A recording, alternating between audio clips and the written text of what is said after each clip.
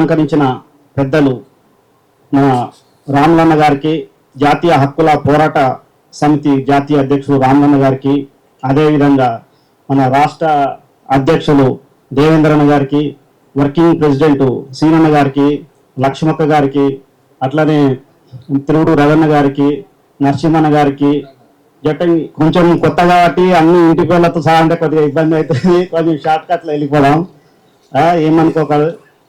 గుండెమైన నాగేశ్వరరావు బాబు గారికి, కుంగెళ్ళ సీనన్న గారికి, భూపేష్ నగర్ సీనన్న గారికి అందరికీ ధన్యవాదాలు తెలుపుతూ, అదేవిధంగా నా మిత్రులు, నా సేవబ్లాసులు, నా బంధువులు పిలవగానే వచ్చి నన్ను ఆశీర్వదించడానికి వచ్చిన మీ అందరికీ కూడా నా యొక్క నమస్కారాలు.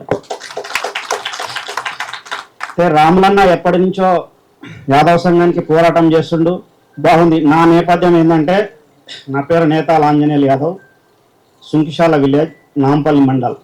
నేను వచ్చేసి గత 25 ఇయర్స్ నుంచి సెక్రటరియట్లో గుండి పిన్ను కాంచి కంప్యూటర్ వరకు ఐఏఎస్ ఐపీఎస్లకు మంత్రులకు ప్రతి ఒక్కరికి ఏది కావాలన్నా నేను రిజిస్టర్డ్ కాంట్రాక్టర్, వాళ్ళందరికీ నేను సప్లై చేస్తా. 24 అవర్స్ సెక్రటరియట్కి ఎనీ టైం వితౌట్ నాకు పర్మిషన్ వెళ్ళిపోతా.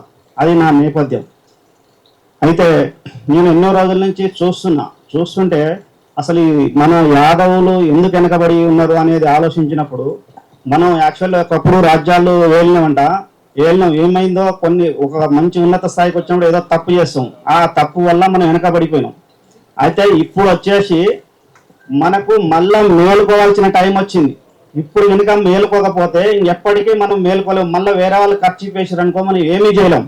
అసలు మనం వీడికి వచ్చినామంటే చాలా సీరియస్గా నేను ఒక చాలా పెద్ద ఒక కాన్సెప్ట్తో నేను జాయిన్ అయినా.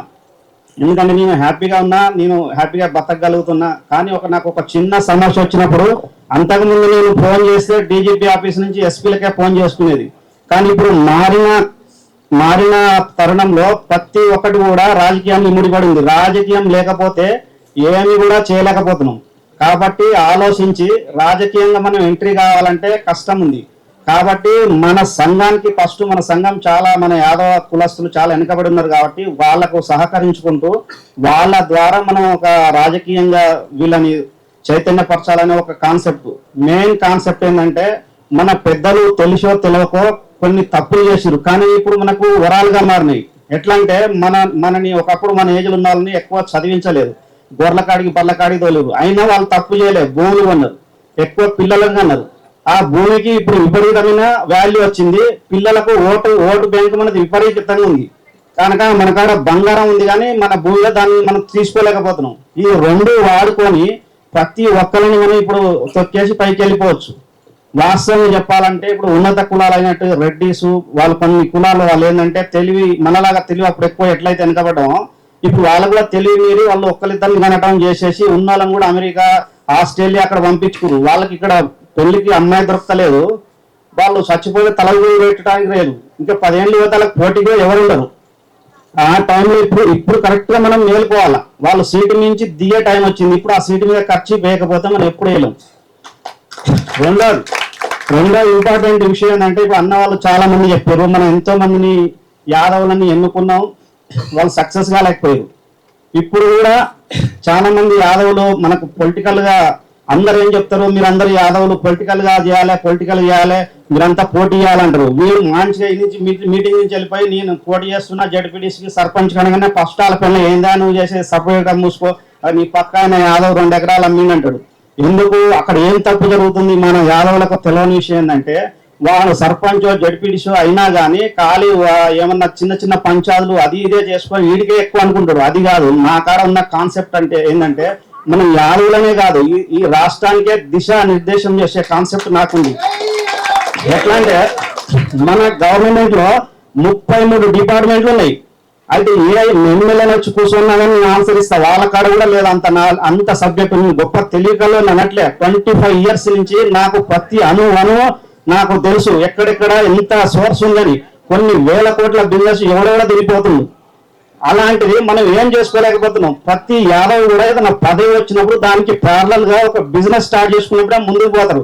ఒకప్పుడు మనకు రామ్మూర్తి యాదవ్ గారు అట్లా మంచి వాళ్ళు అయ్యారు. కానీ మనం ఏదైనా పనికి వాళ్ళ కాడికి పోయినప్పుడు నీకు ఏం చేయాలన్నా చెప్పంటాడు. నాదిలోనే నీ కాడికి వచ్చిన ఏమైనా చూపేసారని పోతాం మనం. అరే నువ్వు చెప్పు పోయి ఏడనో నేను చెప్తా అంటాడు. నాకే తెలియదు, నీకేం చెప్పాలి, నువ్వు ఎట్లుండాలి, నీ టాలెంట్ ఏందో, మా వాడికి ఈ పని వస్తుంది, ఈ డ్రైవర్ వస్తుంది, ఈ డిపార్ట్మెంట్లో పెట్టుకోవాలి, లేదు ఈ కంప్యూటర్ వస్తుంది, ఈ డిపార్ట్మెంట్లో పెట్టుకుంటే వేకెన్సీ ఉందని చెప్పగలగాలి. అది అప్పుడు లేదు, ఇప్పుడు మన అడవులే కాదు, ఇప్పుడు ఏ ఎమ్మెల్యే కూడా లేదు. నేను రాసిస్తా చెప్పమని, ఏ డిపార్ట్మెంట్లో ఏమేమో ఆపర్చునిటీ ఉందో వాళ్ళకి తెలియదు. అది నాకు ప్రతి అణువు తెలుసు.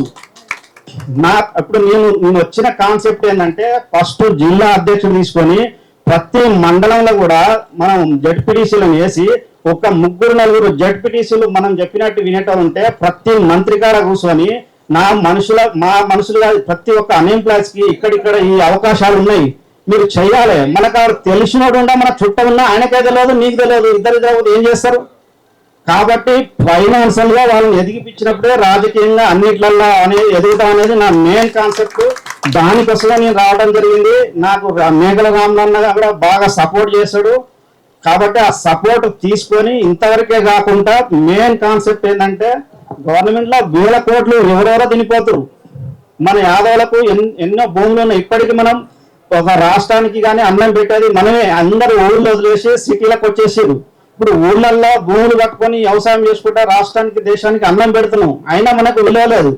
లేదు అంటే మనకాడ నాలెడ్జ్ ఉంది, ఎక్కువ లేదు, ఎక్కువ చదువుకోలేదు, కానీ అర్థం చేసుకునే నాలెడ్జ్ ఉంది. కనీసం అర్థం చేసుకొని ఏదో వచ్చినమా మీటింగ్ దిగిపోయినమా ఎవరు పార్టీ అనేది కాకుండా కనీసం ఎవరు నాలెడ్జ్ ఉంది, ఎవరు సహాయం చేయగలుగుతారు, నలుగురికి ఎవరు సహాయం చేయగలుగుతారు అనే కాన్సెప్ట్ మీద పోవాలి. ఇప్పుడు ప్రతి ఒక్కరు సరే మనం ఇక్కడ కూర్చున్న వాళ్ళని ఉద్దేశించి అడగట్లే, ఇంత మీడియా ఉంది కాబట్టి నేను మన రాష్ట్రాన్ని మొత్తం దిశ నిర్దేశం ఏం చేయగలుగుతున్నా అంటే, ఎంతసేపు వాడుగా 2000 ఇస్తే ఓటేస్తా, 3000 ఇస్తే ఒక్కరోజు మీరు తాగినంత విలువ కాదు ఈ రోజుల్లో 2000. అలాంటిది మీరు ఆ పైసలు తీసుకోవటం వల్ల వాడు ఇప్పుడు 50 కోట్లు పెట్టి గెలిస్తే వాడు 100-200 కోట్లు సంపాదించుకోవాలి. ఎందుకంటే ఇంట్లో జేబుల నుంచి పెట్టింది కాబట్టి నా కాన్సెప్ట్ ఏంటంటే, సరే అది ఇప్పుడు మీరు మానమంటే మారరు, కానీ నా కాన్సెప్ట్ అది మారండి. మారి ఇప్పుడు ఏ ఎమ్మెల్యే కూడా ఎవరికి కూడా ఈ నాలెడ్జ్ లేదని నేను అంటున్నా. ఏడ మీటింగ్ పెట్టి నేను వచ్చి వాదిస్తా, ఏ డిపార్ట్మెంట్లో ఏం సోర్స్ ఉంది, ఎన్ని 1000 కోట్లు ఎవరు తినిపోతుంది, ఎక్కడ పోతుంది. కాబట్టి అదంతా బయటకు తీయాలా అంటే ఇప్పుడు మనం ముందర ఎదిగిన లీడర్లు కూడా ఫెయిల్ కావడానికి అదే. వాళ్ళు ఏమున్నా కానీ పోస్ట్ రాగానే వాళ్ళు ఎంతసేపు సరే ఆ పంచాయతీ ఈ పంచాయతీ చిన్న చిన్న సహాయాలు చేస్తారు, కానీ పెద్ద లెవెల్లో వాళ్ళు మనకు సహాయం చేయలేకపోతారు. ఇప్పుడు దాన్నే నేను మెయిన్ కాన్సెప్ట్గా ఇక్కడి నుంచి మొదలు పెడుతున్నాను. నేను ఇప్పుడు పొలిటికల్ గా ఎవరు కూడా మీ సీనియర్ మీ జూనియర్ అని చెప్పుకుంటారు. నేను ఒక 50 సంవత్సరాలు, ఇప్పుడు నాకు 50 సంవత్సరాలు, 25 years నుంచి నా ఫ్యామిలీ కోసం చేసుకున్నా. సరే నేను బతకగలుగుతున్నా. ఇక మనం చనిపోయినా కనీసం రేపు పొద్దున పలానోడు ఉండే అని గుర్తుపట్టాలంటే సమాజానికి ఏమైనా చేయాలనుకుంటున్నా. అది చేసే దాంట్లో కూడా మీరు ఛాలెంజ్ చేసి చెప్తున్నా. ఇప్పుడు మనది 3 లక్షల కోట్ల బడ్జెట్, దాంట్లో 1,00,000 కోట్ల జీతాలకు దానికి తినిపోతే 2 లక్షల కోట్లు ఎవరు తినిపోతుంది? 1000 కోట్లు ఉన్నలో వాళ్ళు చేసుకొని తినేసి వాళ్ళు సంపాదించుకొని రాష్ట్రాన్ని దేశాన్ని శాసిస్తారు. కాబట్టి ఆ లిస్ట్ లో మనం ఫస్ట్ ఉండాలా. ఇప్పుడు అందరు ఉండాలి, అందరు బాగుండాలని నేను కోరుకుంటున్నా. కానీ బంతుల మనోడు ఉంటే ఏములకున్న ఒక చెంచా ఎక్కువ పడితే నానుడు ఉంది కదా.